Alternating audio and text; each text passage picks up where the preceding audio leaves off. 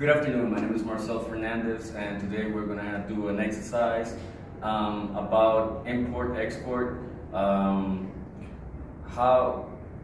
where I would go, where I would export German cars, luxury cars, either the Emirates or Japan. So first of all, I'm going to talk about a little bit about each country and their treaty with the European Union. And finally, I'm going to talk about as to how I made my decision. Okay, so first of all, Japan is a country with 26 million people, of which 93 million live in the metropolitan areas.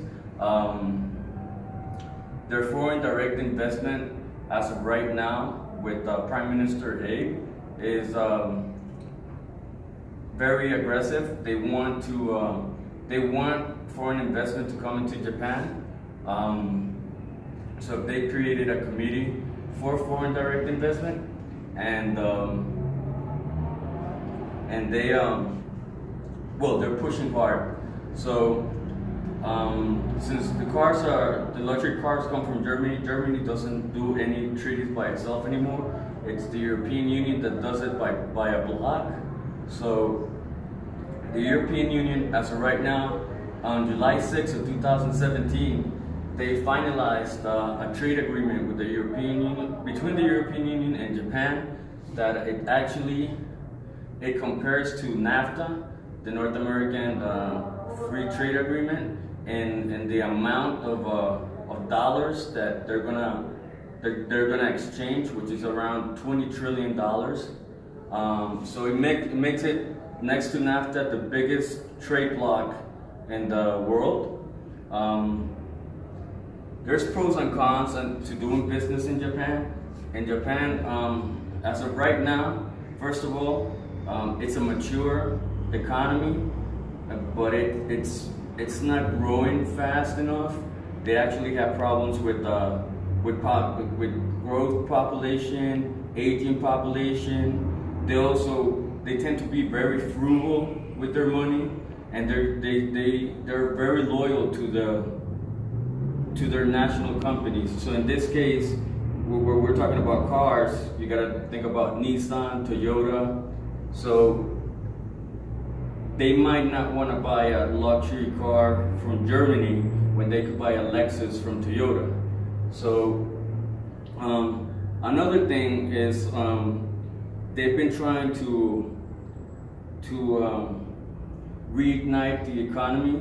So right now the interest rates are actually in the negative, and that hasn't even helped not the real estate, not investment. I mean, the country is growing, but it's growing at around between 0.8 and 1-2% a year, which is not a lot. The GDP right now stands at $5.4 trillion, and the GDP per capita is around $43,000. So that's Japan, basically. Now we have the Emirates. The Emirates has 10 million people, or 9.6 million people population-wise.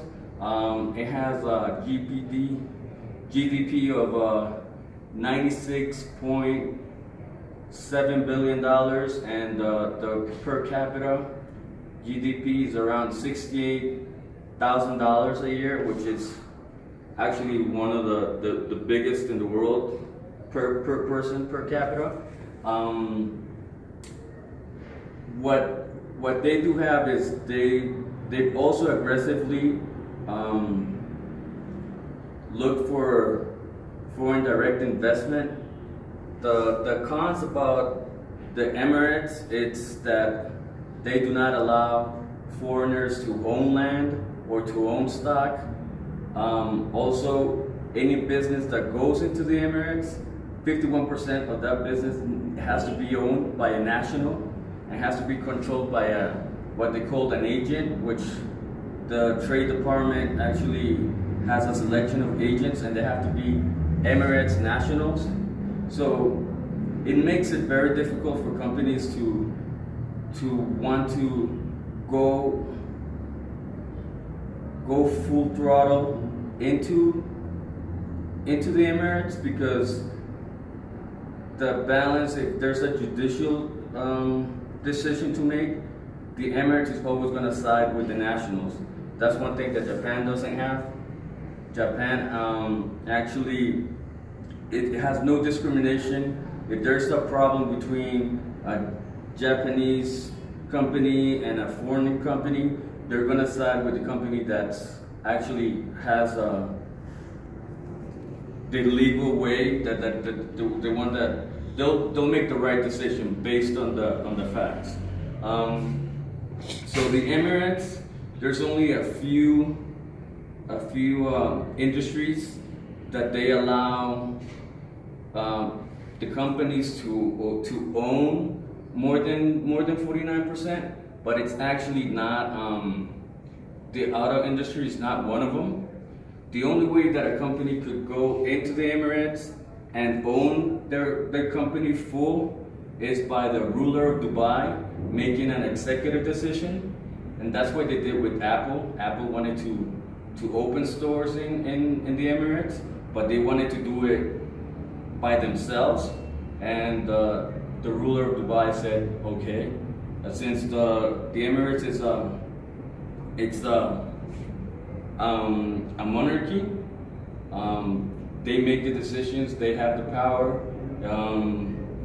There's no real judiciary system that will back foreign investments as much as like in Japan. So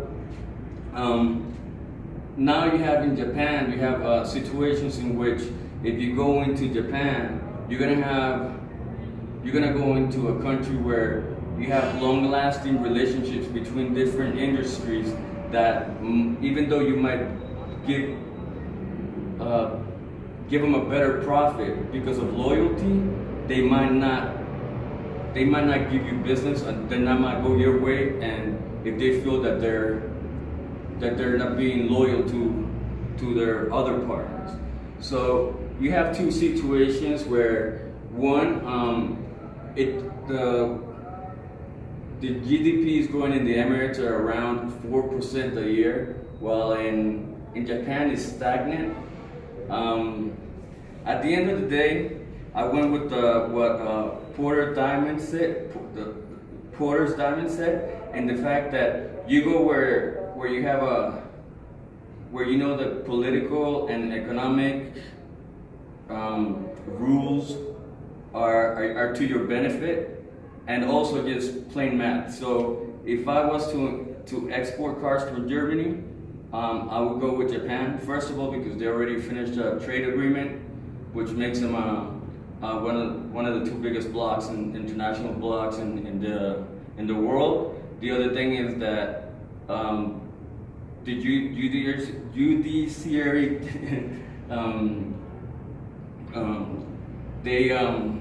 the judicial system does back foreign investment if there's a problem, and also it's just math. You know, there's 130 million people with $42,000 per capita against 9.7 million people at 68,000 per capita. So if you do the math, there's a lot more buying capability still in Japan. It's still the third largest economy in the world. So that is my reason as to why I choose Japan. Thank you and have a good day.